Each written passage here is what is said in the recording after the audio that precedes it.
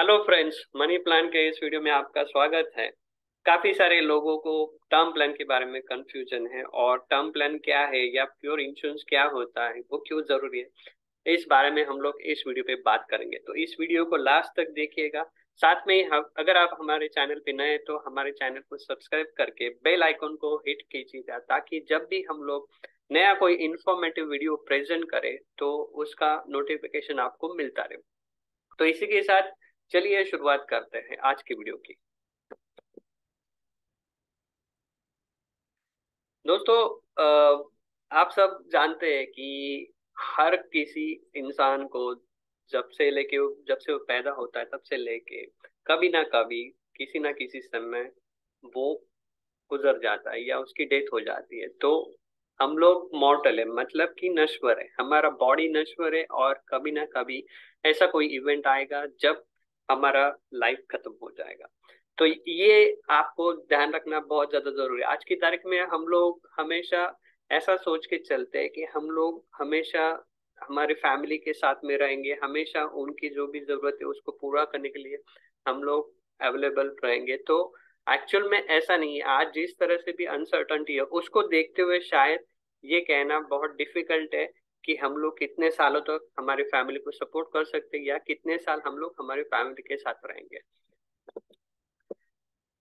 आगे बढ़ने से पहले एक कहानी मैं आपके साथ में शेयर करना चाहूंगा। दो दोस्त है जो कि एक ही कंपनी में जॉब करते रहते हैं। एक का नाम है जियांग और दूसरे का नाम जॉन है।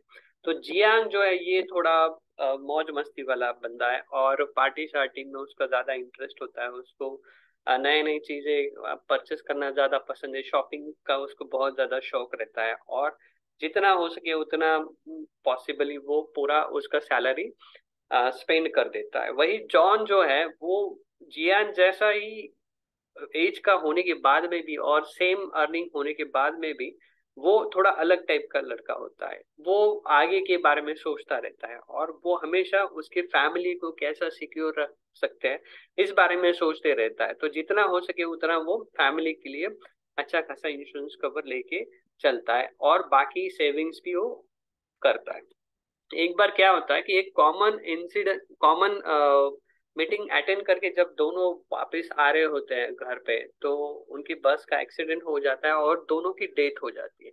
अभी इस केस में जियान का जो फैमिली है वो रास्ते पे आ जाता है, क्योंकि जियान ने कोई किसी भी तरह का आगे का फ्यूचर के बारे में सोचा नहीं था, और उसने ना ही किसी तरह का कोई प्रॉपर इंश्योरेंस कवर लिया रहता है। इसकी वजह से उसका फैमिली बेघर हो जाता है, और उनको बाद में काफी ज्यादा तकलीफें होती है। वही जॉन के फैमिली के साथ में ऐसा नहीं होता है, क्योंकि जॉन ने पहले से ही आगे के बारे में सोच के उनकी फैमिली की प्रोटेक्शन के लिए एक अच्छा खासा प्रोटेक्शन प्लान लेके रखा हुआ है, और जिसकी बदौलत जॉन का फैमिली रास्ते पे नहीं आता है, और उनकी फैमिली के जो भी फाइनेंशियल गोल्स है वो आगे जाके पूरे होते हैं।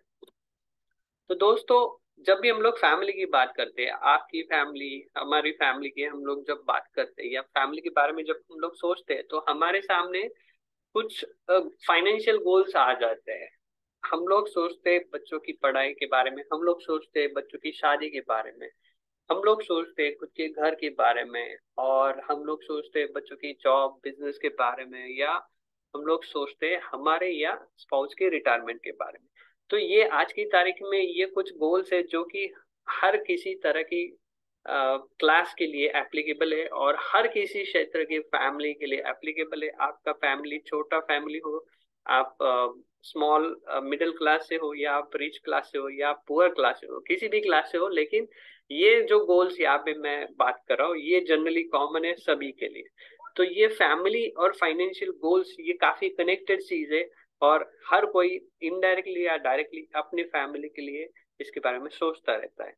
कुछ लोग ऐसा सोचते हैं कि फैमिली के फाइनेंशियल गोल्स पूरे करने के लिए ज्यादा काम करेंगे, ज्यादा पैसा कमाएंगे, और वो पैसा हमारी फैमिली के लिए काम में आएगा, जो कि सही भी है और ये प्रैक्टिकल चीज भी है। लेकिन पॉइंट यही है कि हर कोई आने वाले भविष्य के हिसाब से फैमिली को क्या सिक्योरिटी दे सकता है इसके बारे में जनरली सोचता रहता है। अभी जब हमने बात की है कि हमें पता नहीं है कि हम लोग जो भी काम करने वाले वो कितने सालों तक करने वाले, हम लोग फैमिली को कितने सालों तक सपोर्ट दे सकते हैं। तो ऐसे केस में ये तो अनसर्टेनिटी है हमारी लाइफ में और हमारी फैमिली के लाइफ में। तो इसको हम लोग कवर कैसे कर सकते हैं? तो ऐसे केस में पिक्चर में आता है इंश्योरेंस का प्लान या इंश्योरेंस कवर। अभी इंश्योरेंस काफी तरह के होते हैं, आपके पास में ढेर सारी पॉलिसीज होगी, अलग अलग कंपनीज की होगी, गवर्नमेंट कंपनीज, प्राइवेट कंपनीज की हो सकती है। लेकिन अगर प्योर इंश्योरेंस की बात करें, प्योर इंश्योरेंस की डेफिनेशन की हम लोग बात करेंगे, तो ये ट्रांसफरिंग ऑफ द रिस्क है। अभी रिस्क इसमें क्या है? हमारे साथ में रिस्क यही है कि हम लोग कितने सालों तक जिएंगे और हमारे जाने के बाद में फैमिली का जो भी फाइनेंशियल गोल्स है वो पूरा नहीं होगा, वो बीच रास्ते में ही अधूरा रह जाएगा। तो ये जो रिस्क है फैमिली के लिए, ये कैसे हम लोग कवर करते हैं? तो ये किसी को ट्रांसफर कर सकते हैं क्या? तो इसका जवाब है यस, हम लोग ये जो भी रिस्क है इसको हम लोग ट्रांसफर कर सकते हैं। ये किसको दे सकते हैं? तो ये इंश्योरेंस कंपनी को हम लोग दे सकते हैं जी, जो कि उनका काम है। अभी जो मैं बात कर रहा हूँ प्योर टर्म प्लान की या प्योर रिस्क कवरेज प्लान की, तो प्योर रिस्क कवरेज प्लान और जो भी अदर प्लान है, बाकी के जो भी प्लान है, जैसे एंडोमेंट प्लान है, आपके पास में कुछ मनी बैक प्लान होगा या और तरह तरह के प्लान है, यूनिट लिंक प्लान है, तो उसमें और प्योर रिस्क कवर या प्योर टर्म प्लान में मेन डिफरेंस ये होता है कि टर्म प्लान में सिर्फ रिस्क कवरेज होता है, इसमें नॉर्मली रिटर्न आपको नहीं मिलता है। पुरानी जो भी आपकी पॉलिसीज है, एंडोमेंट प्लान या मनी बैक प्लान, उसमें आपको बताया जाता है कि आप इतने सालों तक इतना इतना आप प्रीमियम हर साल भरिए और उसके ड्यूरेशन में, उस दौरान आपको इतने अमाउंट का लाइफ कवर मिलेगा और साथ में जब आपका पॉलिसी का मैच्योरिटी हो जाता है तो आपको इतना इतना पैसा मिल सकता है। लेकिन ऐसा टर्म प्लान में नहीं होता है, क्योंकि जैसा मैंने बात की है कि टर्म प्लान का मतलब है कि आपकी फाइनेंशियल रिस्क को ट्रांसफर करना या फैमिली की फाइनेंशियल रिस्क को कवर करना। तो इस केस में अगर आपने टर्म प्लान लिया है और अगर आपकी जो भी टर्म प्लान का पीरियड है उसके बीच में अगर डेथ हो जाती है, तो उस टर्म प्लान का जो भी डेथ बेनिफिट है वो आपके फैमिली को या नॉमिनी को दिया जाता है। लेकिन अगर आपका जो भी टर्म प्लान का पीरियड है उसमें अगर आपका डेथ नहीं होता है, तो जो भी आपने प्रीमियम अब तक दिया रहेगा वो आपको वापस नहीं मिलेगा। अभी रिसेंटली काफी सारी कंपनीज ने थोड़ा इस टर्म प्लान को, टर्म की कंसेप्ट को अट्रैक्टिव बनाने के लिए काफी सारे अलग अलग ऑप्शंस लाए हैं मार्केट में, जिसमें से कुछ ऑप्शंस ऐसे हो सकते हैं जिसमें आप जो भी पैसा या जो भी प्रीमियम पूरे ड्यूरेशन में, पूरे टर्म के दौरान दे रहे हो या जितना भी आप जितने साल का भी आप कवर सिलेक्ट करो उस दौरान आप जो भी प्रीमियम दे रहे हो वो पूरा का पूरा या उसका कुछ सर्टेन परसेंटेज आपको वापस मिल सकता है, अगर आपने वैसा कोई प्लान लिया होगा तो। लेकिन नॉर्मली या प्योर टर्म प्लान के हिसाब से हम लोग इस यहाँ पे डिस्कस करें तो जिसमें आपको अगर कुछ होता नहीं है तो जो आपने प्रीमियम्स दिया है या जो भी अमाउंट दिया है इंश्योरेंस कंपनी को, वो पूरा इंश्योरेंस कंपनी उनके पास में रखती है। अब आप बोलोगे कि ऐसा करने से तो मेरा नुकसान होगा, इससे मुझे फायदा क्या होगा? तो दोस्तों, सबसे मेन फायदा या सबसे मेन इम्पोर्टेंट किस बात का है कि जब आप टर्म प्लान को लेते हो और उसको लेने के बाद में आपके मन में हमेशा ये बात रहेगी कि आपने फैमिली का फ्यूचर सिक्योर किया हुआ है। आप है तो भी और आप नहीं है तो भी आपके फैमिली का जो भी फाइनेंशियल गोल्स है वो डेफिनेटली पूरा होगा, क्योंकि आपने आपके गोल्स का, आपके फैमिली के गोल्स का, फ्यूचर फाइनेंशियल गोल्स जो भी है उनका रिस्पॉन्सिबिलिटी इंश्योरेंस कंपनी को आपने दे के रखा हुआ है टर्म प्लान लेके। तो ये बहुत ज्यादा जरूरी है। आप हम लोग हमेशा देखते हैं, पेपर्स में पढ़ते हैं, मीडिया में सुनते हैं कि एक्सीडेंट्स बहुत ज्यादा कॉमनली हो रहे हैं और आज की तारीख में ये जो भी सामने आप देख रहे फिगर्स, ये फैक्ट है। तो लाइफ कितना अनसर्टन है ये आप जान लीजिए, और इसकी वजह से टर्म प्लान का होना बहुत ज्यादा जरूरी है हमारे फैमिली के फ्यूचर को प्रोटेक्ट करने के लिए। अभी टर्म प्लान की जो हम लोग बात कर रहे हैं, हम लोग डिस्कस कर रहे हैं, तो इसमें कुछ की फीचर्स हम लोग टर्म प्लान के बारे में देखते हैं। सबसे पहला कि ये बहुत सिंपल होता है, जैसा नॉर्मल ये आपका ट्रेडिशनल प्लान्स है तो उसमें काफी सारे कैलकुलेशंस आपको दिखाए जाते हैं। इतने साल बाद आपको रिटर्न मिलेगा, वापस इतने साल बाद आपको प्रीमियम भरना है या जो भी है। तो ये स्ट्रक्चर जनरल बाकी जो भी इन्वेस्टमेंट रिलेटेड इंश्योरेंस प्लान्स होते हैं उसमें स्ट्रक्चर थोड़ा कॉम्प्लिकेटेड होता है, और उसमें चार्जेस और ओवरऑल कॉस्टिंग काफी ज्यादा होती है, क्योंकि उसमें आपको रिस्क कवरेज भी देना होता है और आपको रिटर्न भी देना होता है। तो जब दोनों चीजें उनको करनी है तो जाहिर बात है वो करने के लिए उसका कॉस्टिंग बढ़ाना जरूरी है। तो टर्म प्लान में ऐसा नहीं होता है, टर्म प्लान ये बहुत ज्यादा कॉस्ट इफेक्टिव होता है। इसकी वजह से एक एग्जाम्पल है, एक किसी 30 एज के इंसान के लिए अगर टर्म इंश्योरेंस का 1 करोड़ का प्रीमियम अगर 10,000 जा रहा है, तो हम लोग कंपेयर कर सकते हैं उसी एज के इंसान के लिए अगर ट्रेडिशनल इन्वेस्टमेंट प्लान अगर वो ले रहा है और जिसमें कवर हार्डली 5-10 लाख 15 लाख का भी है, तो भी उसका प्रीमियम शायद 10,000 से काफी ज्यादा हो सकता है, 30,000 40,000 50,000 तक हो सकता है। इतना ज्यादा डिफरेंस आता है। क्यों? तो बेसिकली टर्म प्लान में उनको रिटर्न नहीं मिलने वाला, उनको खाली रिस्क कवरेज मिलने वाला है, और ट्रेडिशनल प्लान्स में उनको कुछ हद तक रिटर्न भी मिलता है। तो उसी वजह से टर्म प्लान बाकी प्लान्स के हिसाब से, बाकी इंश्योरेंस के हिसाब से कॉस्ट इफेक्टिव है। टर्म प्लान हर किसी कंपनी के पास में होता है, ऐसा जरूर नहीं कि सिर्फ LIC के पास में हो या HDFC के पास में हो या ICICI के पास में हो। टर्म प्लान जितनी भी लाइफ इंश्योरेंस कंपनीज है आज की तारीख में हर कोई टर्म प्लान प्रोवाइड करता है। आपको सिर्फ जरूरी है कि उसमें से आपके ओवरऑल प्रोफाइल के हिसाब से कौन सा कंपनी और कौन सा कंपनी का प्लान का फीचर्स ज्यादा बेटर है, ये आपको खुद डिसाइड करना पड़ेगा। जैसा मैंने ऑलरेडी बात किया हुआ है कि इसमें कुछ कंप्लेंट्स ऐसे जो कि आपने दिया हुआ पैसा वापस देते हैं अगर आपके रिस्क कवरेज के ईयर सालों में आपकी डेथ नहीं होती है या ड्यूरेशन के दौरान आपकी डेथ नहीं होती है, तो मैच्योरिटी बेनिफिट के नाम से वो आपको कुछ ना कुछ अमाउंट रिटर्न देती है। साथ में पिछले कुछ सालों में टर्म प्लान में काफी ज्यादा नए नए फीचर्स आ रहे हैं। तो ये क्यों आ रहे हैं? बेसिकली टर्म प्लान को ज्यादा से ज्यादा वाइड बनाने के लिए, उसका कवरेज ज्यादा से ज्यादा बड़ा करने के लिए। तो जनरली टर्म प्लान में जो डेथ कवर होता है वो नॉर्मली नेचुरल डेथ कवर किया जाता है। अगर आपको उसके साथ में एक्सीडेंटल डेथ कवर करनी है तो उसके लिए आप अलग से राइडर ले सकते हो। उसके साथ में आप क्रिटिकल इलनेस का कवरेज चाहिए तो वो आप ले सकते हो। साथ में अगर आपको वेवर ऑफ प्रीमियम का बेनिफिट चाहिए तो वो भी आप ले सकते हो। या फिर आपको कुछ प्लान्स ऐसे होते हैं जो कि आपको कुछ हद तक एक हॉस्पिटल कैश बेनिफिट भी दे सकते हैं। तो प्लान टू प्लान फीचर्स अलग हो सकता है, और इसके लिए आप अलग अलग राइडर्स लेके टर्म प्लान का जो मेन कवर है उसको बढ़ा सकते हो, या उसकी उसके एरिया को या उसके दायरे को बढ़ा सकते हो। और एक चीज, एक समय था जब टर्म प्लान 60-65 के एज के बाद, 60-65 के बाद में जनरली दिया नहीं जाता था, लेकिन आज की तारीख में मेडिकल एडवांसमेंट की वजह से जिस तरह से लोगों का ओवरऑल लाइफ स्पैन बढ़ रहा है, तो उस हिसाब से टर्म प्लान का जो ड्यूरेशन है वो भी अभी काफी हद तक बढ़ा है। आपको चाहिए तो काफी कंपनीज ऐसी जो आपको आपकी एज के 99 ईयर्स तक टर्म प्लान या कवर ऑफर कर सकती है।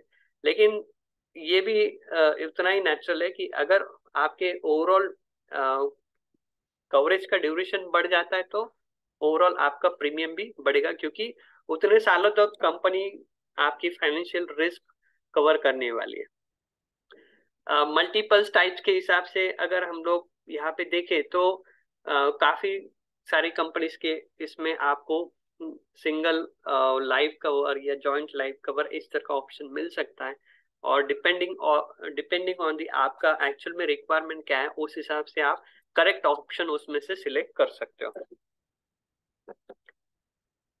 अभी मोस्ट इम्पोर्टेंट चीज ये होता है कि हर किसी को ये तो समझ में आता है कि कुछ ना कुछ इंश्योरेंस होना चाहिए, लेकिन वो कितना होना चाहिए ये कैलकुलेशन करना बहुत ज्यादा डिफिकल्ट होता है। और हमने काफी हद तक देखा है, काफी सारे अच्छे अच्छे अच्छे लोगों को देखा है जिनका ओवरऑल इनकम काफी अच्छा है, ओवरऑल अर्निंग्स काफी अच्छा होने के बाद में भी उनका अगर प्योर रिस्क कवर की बात करेंगे तो वो बहुत ज्यादा कम होता है।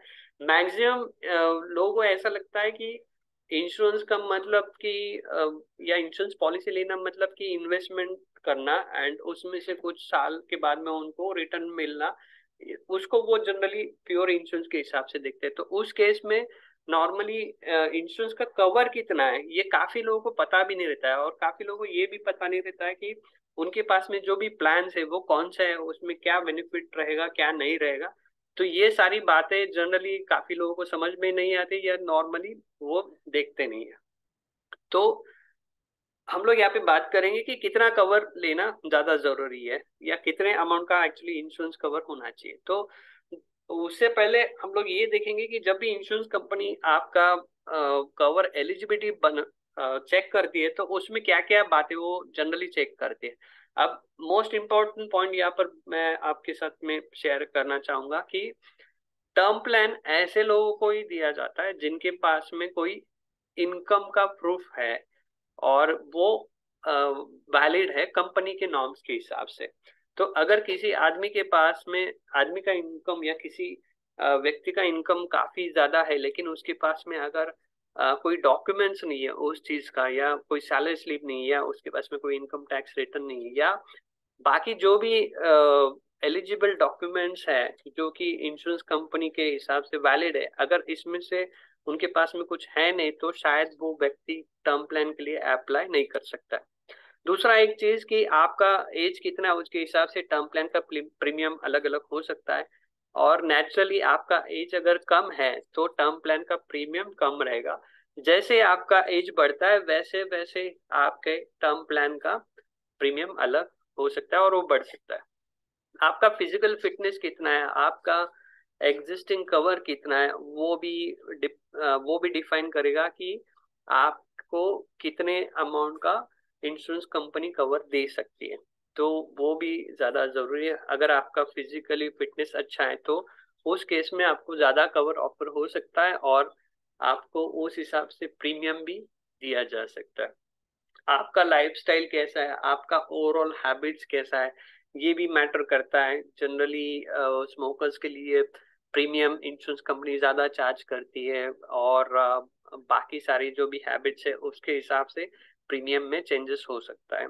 आपका फैमिली हिस्ट्री कैसा है, आपकी फैमिली का अगर फैमिली में अगर कोई ऐसे हिस्ट्री है जिसमें कि सर्टेन एज के बाद में डेथ नॉर्मली होती है तो उस केस में उस व्यक्ति के लिए उस व्यक्ति का जो इंश्योरेंस कवर एलिजिबिलिटी है वो कंपनी देने से पहले इस हिस्ट्री को जरूर ध्यान में रखेगी।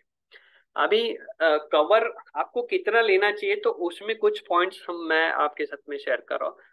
सबसे पहले तो कवर लेना है तो मोस्ट इम्पोर्टेंट पार्ट आपको देखना होगा कि आपका लायबिलिटीज कुछ है क्या। अगर आपका लायबिलिटीज है तो सबसे पहले तो उस अमाउंट को या आउटस्टैंडिंग लायबिलिटीज अमाउंट को आपको डेफिनेटली कंसिडर करना चाहिए टर्म प्लान का कवर कितना लेना है उस कैलकुलेशन में। दूसरा, आपके जो भी पेंडिंग फाइनेंशियल गोल्स है, आपके फैमिली मेंबर्स के जो भी फ्यूचर फाइनेंशियल गोल्स है उसका अप्रोक्सीमेट कॉस्टिंग क्या हो सकता है, उसके लिए आपको कितना पैसा लगेगा, उस गोल्स को पूरा करने के लिए आर्थिक उद्देश्य को पूरा करने के लिए आपको कितने पैसे की जरूरत पड़ सकती है। तो उस वैल्यू को भी आपको कवर लेते हुए ध्यान में रखना होगा और आपके ओवरऑल कैलकुलेशन में उसको जोड़ना होगा। आपका फिजिकल फिटनेस अच्छा है, आपका फाइनेंशियल कैपेसिटी आज अच्छा है, तो अगर आपको लगता है तो आप ज्यादा से ज्यादा अच्छा कवर कंपनी के पास से डिमांड कर सकती है, ताकि अगर आगे चल के आपका फिजिकल स्टेटस में कुछ चेंजेस होता है या आपका इनकम कैपेसिटी कम भी होता है तो भी एटलीस्ट आपने अच्छा खासा कवर पहले ले लिया होगा तो आपको वो काम में आ सकता है आपके फाइनेंशियल गोल्स के प्लानिंग के लिए। आपका लाइफ एक्सपेक्टेंसी कितना है उस बात को भी आपको ध्यान रखना पड़ेगा जब आप इंश्योरेंस कवर कितना लेना है इस बारे में सोचते हैं। अगर आपका लाइफ एक्सपेक्टेंसी जनरली हम लोग देखते हैं कि अगर आपका लाइफ एक्सपेक्टेंसी ज्यादा है तो उस केस में शायद आ, आप ज्यादा से ज्यादा कवर अमाउंट ले सकते हैं, लेकिन शुरुआत आप छोटे से कर सकते हैं एंड बाद में आप उसको ऐड कर सकते हैं क्योंकि आपके पास में लंबा समय है। इनकम का प्रोजेक्शन आपका फ्यूचर में कैसा हो सकता है वो भी आप जरूर ध्यान में रखिए। आपको कितने अमाउंट का इंश्योरेंस कवर लेना है उस हिसाब से। अगर आपका फिक्स जॉब है जहां पर कि आपको पता है कि आपको लंबे समय तक इनकम आता रहेगा, तो ऐसे व्यक्ति के लिए शायद ये बात जरूर नहीं है। लेकिन ऐसे व्यक्ति के लिए जिसका जॉब में अनसर्टनिटीज है, जिसका इनकम फ्लक्चुएट हो सकता है, या जिसको ऐसा लगता है कि इन फ्यूचर उसके इनकम में काफी ज्यादा फ्लक्चुएशन आ सकते हैं, तो ऐसे व्यक्ति के लिए ये जरूरी है कि वो आज की तारीख में जब उसका इनकम एलिजिबिलिटी है और अगर फिटनेस अच्छा है, तो जितना हो सके उतना ज्यादा अमाउंट का वो कवर पहले से लेके रखे, ताकि कल को अगर उसके इनकम की एलिजिबिलिटी में भी कोई इश्यू आता है तो एटलीस्ट उसके पास में एक अच्छा खासा अमाउंट का कवर पहले से ले लिया रहेगा। अगर हम फॉर्मूले के हिसाब से सोचे कि कितने अमाउंट का कवर आपको लेना ज्यादा एडिक्वेट है, या कितने अमाउंट का प्योर इंश्योरेंस कवर किसी को लेना चाहिए, तो जनरली थंब रूल हम लोग देखते हैं, हम लोग सुनते भी है कि आपका जो भी साल का इनकम है उसके अप्रोक्सीमेटली 10 से 15 गुना कवर आपके पास में होना चाहिए, लाइफ कवर। इस एग्जांपल में जैसे मैंने यहाँ पर दिखाया कि एक अप्रोक्सीमेट 10 लाख का अगर किसी का इनकम है, तो उस व्यक्ति के लिए अप्रोक्सीमेटली 1.5 ईयर का कवर तो भी होना चाहिए। लेकिन ये जनरल फॉर्मूला, अगर हम लोग फाइनेंशियल प्लानिंग के हिसाब से बात करेंगे या फाइनेंशियल प्लानर के हिसाब से देखेंगे, तो वो लोग कुछ बातें ज्यादा कंसिडर करते हैं, ज्यादा डिटेल में इसको देखते हैं और उस हिसाब से रिक्वायरमेंट को वो कंसिडर करते हैं। जैसे कि साल का एक्सपेंसेस आपका जो भी है और जो भी आपका लिविंग एक्सपेंसेस है उसको कंसिडर करेंगे, तो लिविंग एक्सपेंसेस में शायद आपके कुछ लोन्स है तो उसका इंस्टॉलमेंट से जो भी अमाउंट ड्यू अमाउंट है एवरी मंथ वाला, वो भी उसमें ऐड हो जाएगा।